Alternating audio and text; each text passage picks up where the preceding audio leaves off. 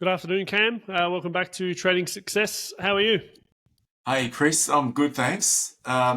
Very, very busy at the moment. We've got lots of events happening at the moment. We've got our platinum program starting this weekend, and we've had workshops and hub meetings and all sorts of stuff happening. So we've been very, very busy. And yeah, June's been quite good in the markets. We're coming to an end, but it's been good movement, really good movement. So happy, Yeah, happy. good. No, but has following on from our conversation, I know today's Tuesday. We're recording. We spoke Monday, and I think we were talking about was the NQ going to hit 20,000 or retrace, and I think it hit it that night. It Yeah, just shot up again, didn't it? it took off, didn't it? It took off. It took off early in the week, and it just kept going from there. Once it got above that 20,000 mark, it just rallied all last week. So there were no lower lows last week.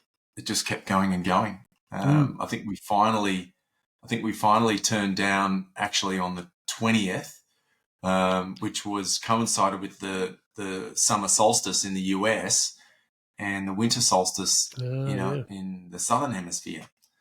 So, for any astrologers out there, knowing the power of the solstice and those seasonal dates, they seem to have an effect on the markets as well. Yeah, it's a couple of times now you've mentioned it since we've been doing this, and it just sort of lines up, and you do see a reaction around them. Yeah, we had a really big, strong full moon in Capricorn, and yeah, there's lots going on this year. Pluto's sniffing around, and Pluto causes a lot of carnage in a lot of areas.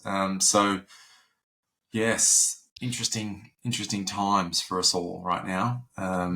Obviously, I haven't really been following the election too much. What's going over there with DT and JB, so I haven't really been looking closely at that. I've been mainly just doing my own trading and focusing on that. But it's yeah, I just found that turn at the solstice was just phenomenal. It was a really big turn in the markets, and it was kind of due as well. We were looking for some type of correction because the market had really been rallying since the start of June, really. Yeah. I think So having a quick look, it had gone from like 18,800 and it peaked out yeah, last week at like 20,370 something. It's crazy. yeah, yeah. It's been a huge run, a huge swing. I think there was one day where we had a lower low, and that was, I think, on what day was that? That was on the 7th of June. We had a lower low, but market has just been going up and up and up and up and up till basically the 20th, and that was the first time we've turned down. Yeah. So we've had basically 3 red days in a row now, three down days. And if you look at the weekly candle as well, or may as well go to the charts, shall we? Let's Bring it up. go and have a look. I'll share my screen. All right. So that's the 24-hour data. So that's basically everything that happens within the day. This here is the US data. So that's just the cash market hours. So that was the big sell-off. That was just after that Juneteenth public holiday. The market made had that little inside day, and then the market sold off really strongly on the Thursday, and then Friday we had a little doji day, and Monday we had quite a strong follow through on Monday. If we look at the weekly chart had basically a reversal trigger around 19,900 was like the reversal trigger there. Interesting to note, I'll adjust this fib too because the contract, we had contract rollover as well. Interesting to note where we failed. We failed up around on the weekly chart at this Fibonacci expansion level outside the last retracement range. So it almost went to the 200%. but it failed around that 161.8 fib. So what's Nasdaq going to do this week? Are we going to come and fill in this gap that was created down here? So we've got that RTH gap that happened last week. We gapped up, and or I think the week before we gapped up. And is the market going to go down and fill that gap in? Markets do like to clean themselves up, and this market is what we would call out of balance. It is out of balance market, because typically markets like to move in a balanced type structure. Like, for instance, here, for instance, the market sort of it retraces and comes back over itself. So it pulls back down. We're out of balance down here. We've really gapped up here. We haven't filled in these imbalance areas down here yet. Around about 18,200 or so. That's still yet to be filled out. But let's see if the market can get down here this week, down to around about 19,627 to that 19,518. So if we look on the 24-hour data or the extended trading hours, that's where that gap fill is there. So there's this big imbalance area here that the market is hopefully going to try and fill. But if we come back down here and we can't fill it, then that's once again bullish signs in the market. But I've got a feeling I think we might get a refill there, fill in that zone. But once again, we are still in this very strong rally. Let's have a look at the S&P 500. Now, Nasdaq is very much more advanced than the S&P 500. S&P 500 is, so that was the day, that there was the solstice day. So that's where the market turned at that point. That was that little inside bar, which is the Juneteenth public holiday. And then you can see we've had a fair amount of selling volume over the last 3 days. S&P 500 is still fair way away from the gap down here. So the gap is there, and we couldn't fill the gap last week. We tried to come back into it, we couldn't. And then the market rallied all last week, and then we sort of closed weaker at the end of the week. But I think this area could be touched up here. So let's see if we can get through the regular trading hours gap, take that gap out first. I think that's a good target, and then we'll go from there. Yeah. No, fantastic. So that's what I can see on the. Yeah, no, it looks like they need to be filled, and whether they sort of step down a little bit and fill them in over this week. Yeah. That was if we look at the balanced areas, that was that old balance zone that the market was. That was that was the candle I was using for my balance, and the market didn't spend a lot of time in there. It kept moving out, and it created an imbalance, that movement out. But that big candle there was really an important level in the market, and the market moved above that, and now it looks like we're starting to come back into that old balance. So I'm just going to delete that box, but I think if that big day on Thursday, you see last night we went back up into it temporarily, probably about 50% of the way. Like if you run a fib over that Thursday trading range, we kind of went up to the 50 of that area, and then the market is sold back under that area. So we're holding back under Thursday's range, which is interesting. So that's something important to look at.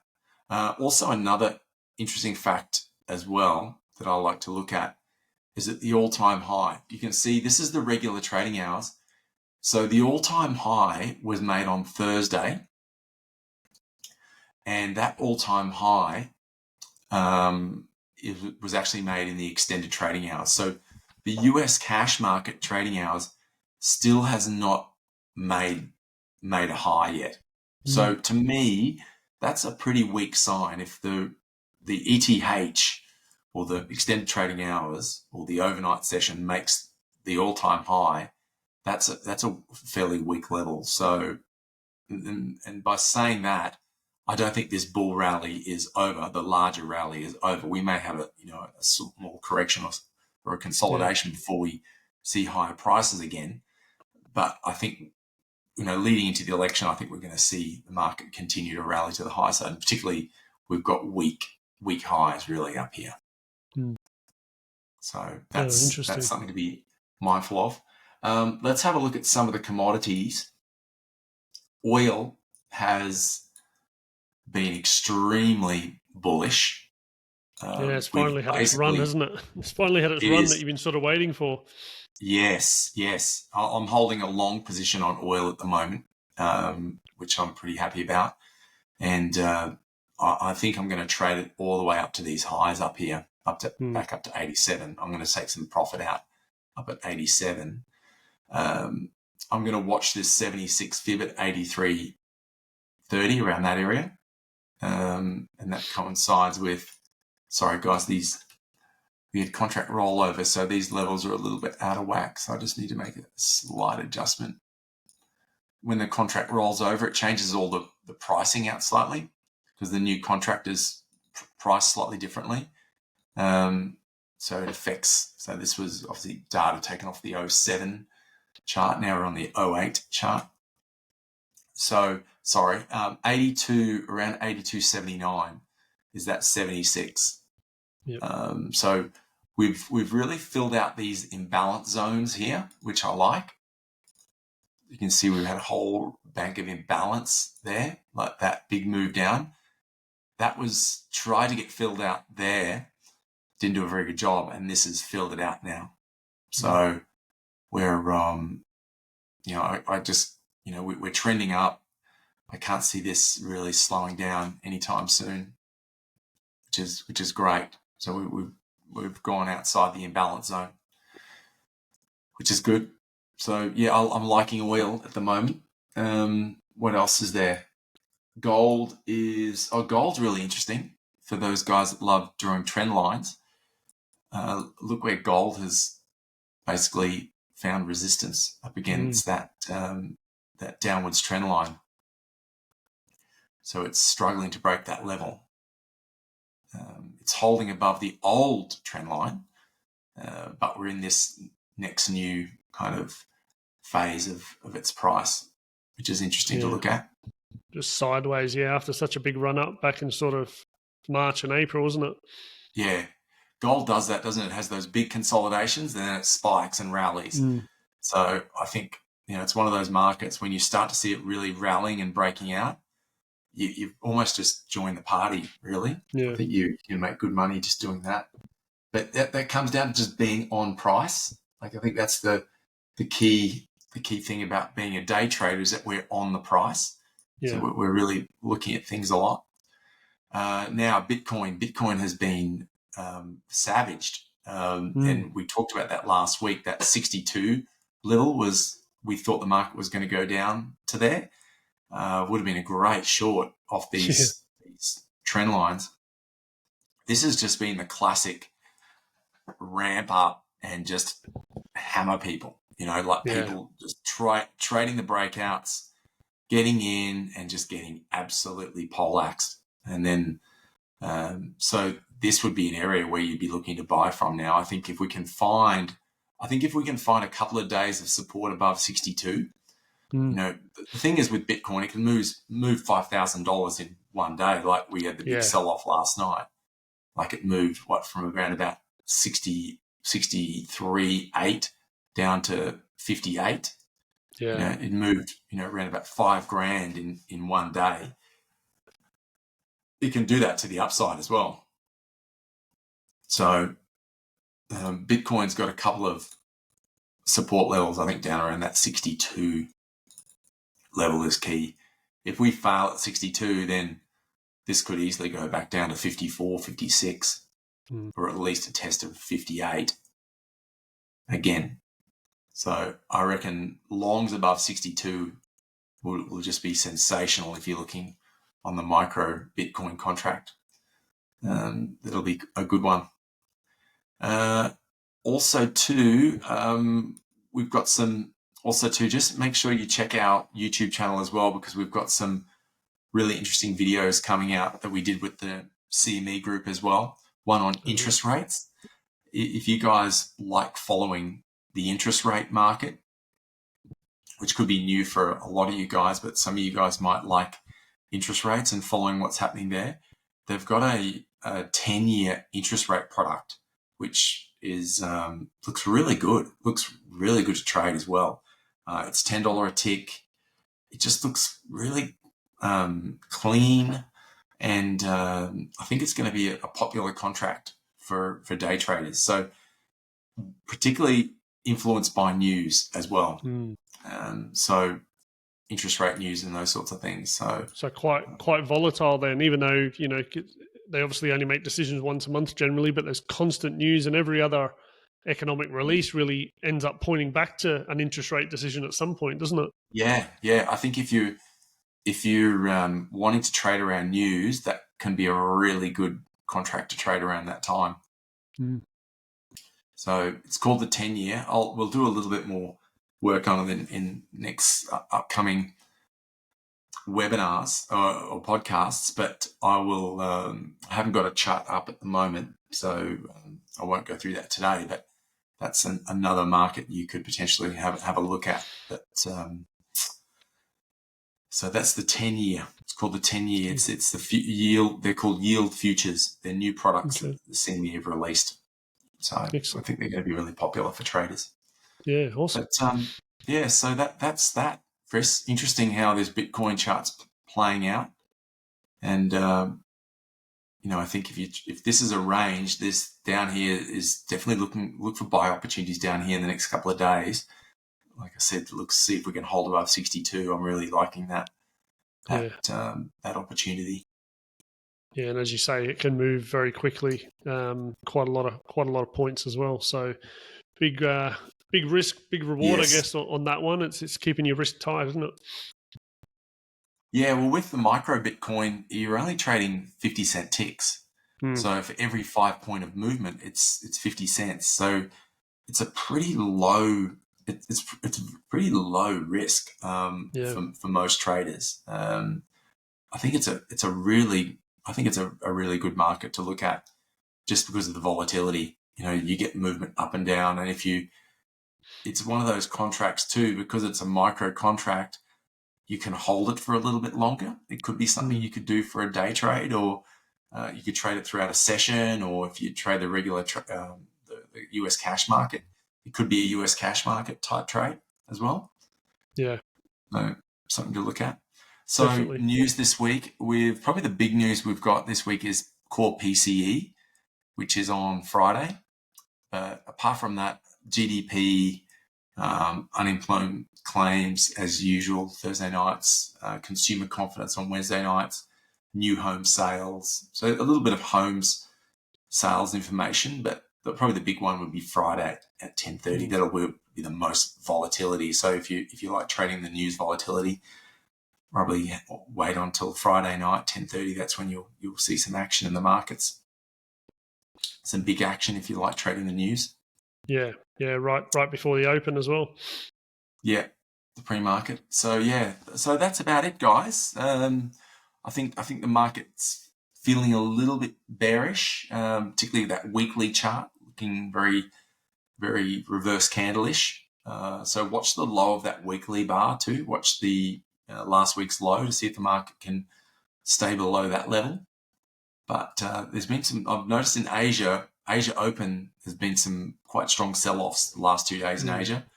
The market does recover coming into the euro, but then US sold off again last night. So let's see if the US can sell off. And if you trade in the US cash market, there could be some very nice trending moves in the US cash market to the downside.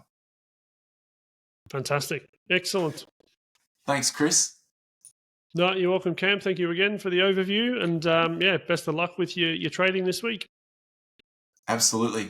Thanks, guys. Thanks for joining in. Thanks, Chris. See you, mate. Bye.